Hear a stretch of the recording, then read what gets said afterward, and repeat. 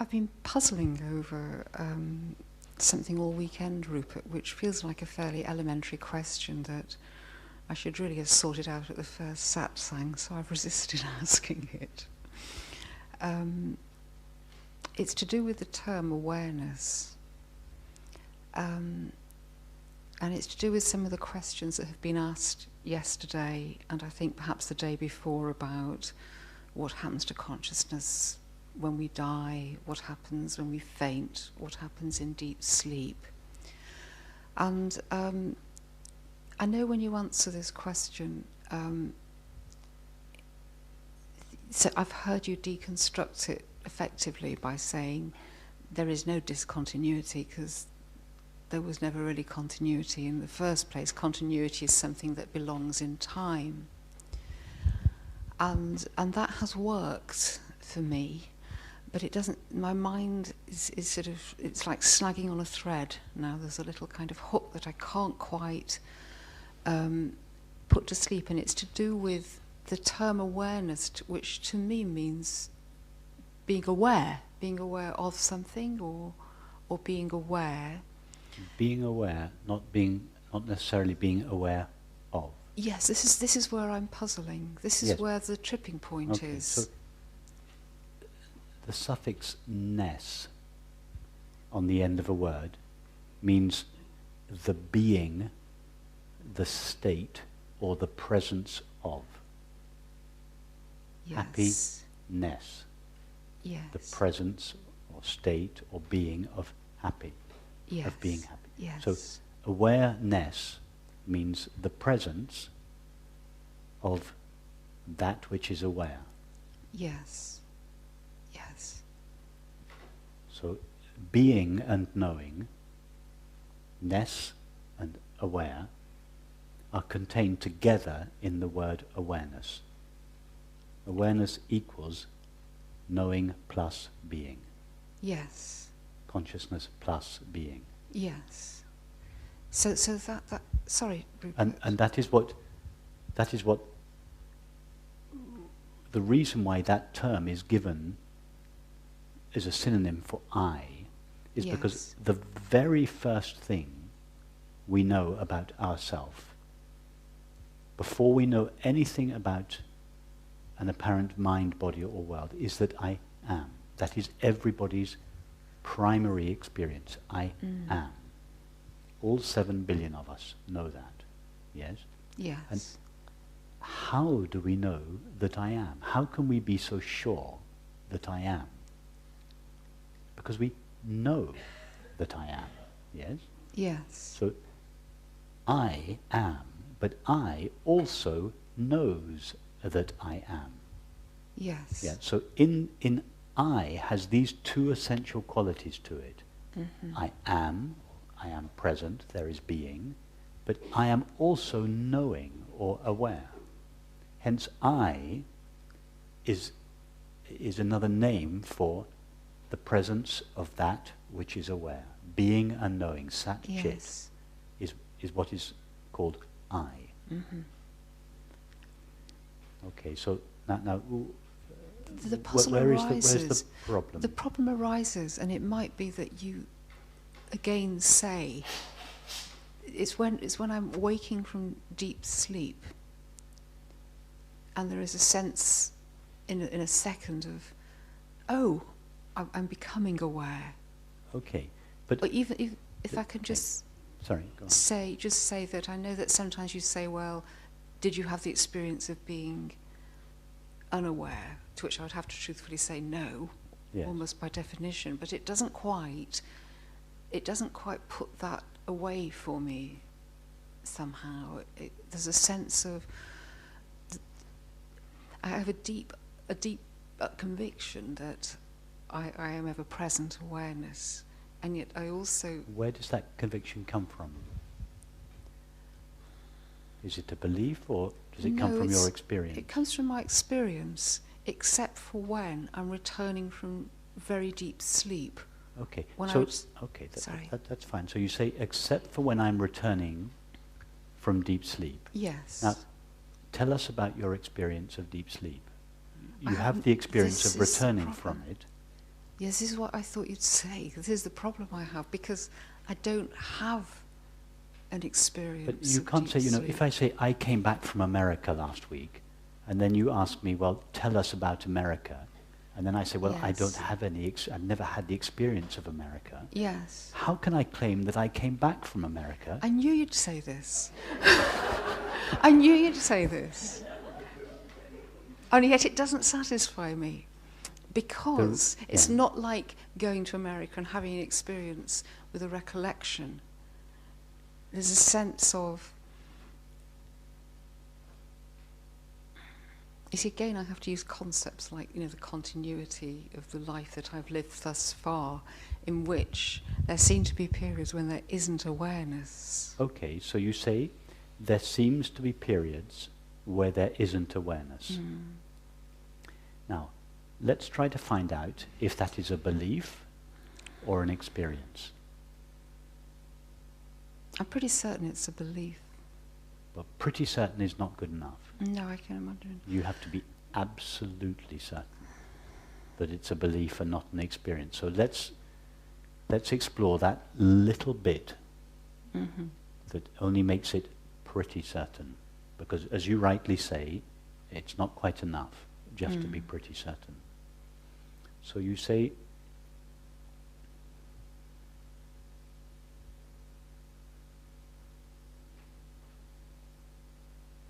that you have the experience of moments when, or periods of time when awareness is not present. So just tell us about those periods of time in which there is no awareness. It's not that I have an experience of awareness not being present. It's that I know when I wake up, I have recollections of awareness before I went to sleep, and then there's a gap.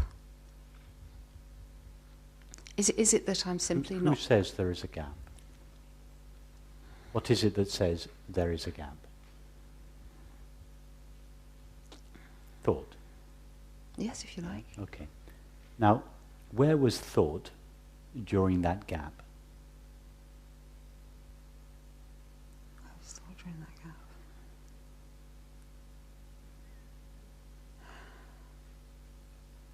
There were no thoughts in that gap. It was, by definition, thought was absence, because the gap is precisely the gap between two dreams. The dream that you had before you went into deep sleep and the dream that started after deep sleep. Yes. In other words, during the gap is defined precisely as an absence of thought. Yes. Yes? Now, the Yes. waking state thought then tells us about what took place in the gap. It wasn't there. How can thought tell us anything about a place in which it wasn't present? Well, I don't think it can. I know it can't. I was rather hoping you could. I know it can't. Okay. But so if awareness was there, why wasn't awareness aware of something? how do you know awareness sleep? wasn't? Well, because there was nothing there to be aware of.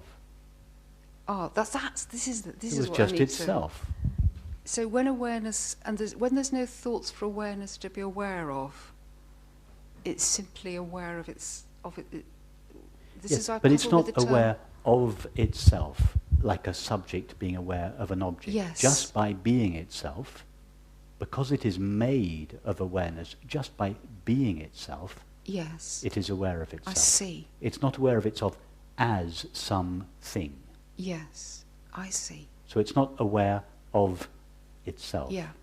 It's just shining as awareness. I see.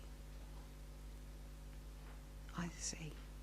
So awareness, therefore, in the conventional sense, we'd say, I'm aware of something. In the common sense, we'd mean I'm conscious of this, that, or the other. No, because the awareness with which we are aware of an apparent thing is the very same awareness that is aware of itself. Yes. There's not another kind of awareness. No, I didn't mean that. I meant in another I meant in common everyday speech we would say this. I didn't mean there was another awareness. I meant Yes. in everyday speech people would say I was aware that somebody came into the room. So awareness, as we're talking about it here, doesn't have to have an object. No, absolutely Even not. in itself isn't an object, so awareness...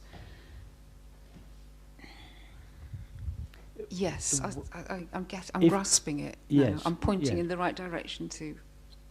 You see, in fact, awareness never has an object.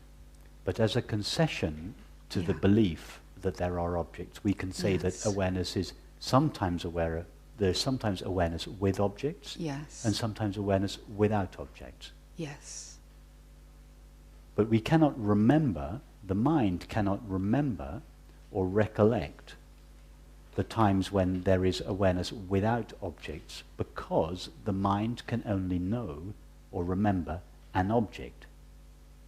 So the mind says there was nothing there in deep sleep, because all the mind knows are objects. I've got So you. in its own language, the mind says there was nothing there. There was nothing there from the point of view of a mind that only thinks there are things called objects. But if we don't rely on what the mind says, and we rely on the one that truly knows about our experience, which is awareness, we get a very different picture. If we ask awareness, what is your experience of yourself? After all, awareness is the only one that is aware of itself. So it is the only one that is in a position to tell us anything about itself. Now, if you ask yourself the question, do I, awareness, ever have the experience of the absence of myself, or the discontinuity of myself? And go back to your experience now. Do you ever have the experience of the absence of awareness? No. That's it. That no comes from absolute certainty. I have never had the experience of the absence of awareness. Everybody can say that.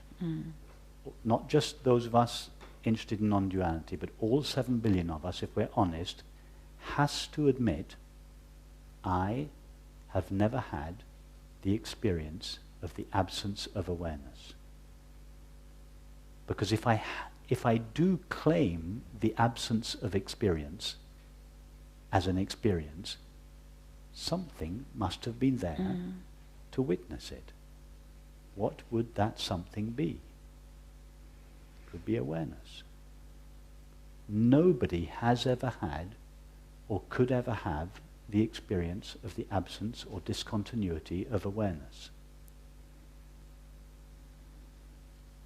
It is only thought that can, and thought can only know an apparent object. So it is thought. So in other words, thought ignores awareness. Thought says there is nothing in deep sleep. There is no thing in deep sleep. It's just void. It's just blank. There's nothing there. But that's only because it cannot know awareness. Actually, deep sleep is full of awareness. But there is no thing there to be known. And hence thought cannot recollect it. That was the key difficulty I had discriminating between those values, if you like. I understand it now. Yeah. You have to make a very clear distinction between whether you're asking about what thought thinks about deep sleep, or are you asking the one that is aware of experience? Are you going to ask your thoughts about experience, or are you going to ask awareness about experience? If we want to know about experience, we have to ask the one that knows it. Yeah. So you have to make that clear distinction, and you're still partly asking your thoughts and partly asking awareness. Awareness is aware of experience. It is the only thing that knows anything about experience. Ask awareness about its experience. And the first thing it will say is, I am, and not only am I present and knowing, but I am ever present. I never have the experience of my own disappearance. In my own experience of myself, I was never born, and I never die. I'm just eternally shining, and I have no limits. When I look around me, I don't find an end to myself. I can't be divided up into parts. I'm seamless, intimate, indivisible, ever present, without limits. And the last quality, I cannot be disturbed. Hence peace or happiness is my nature.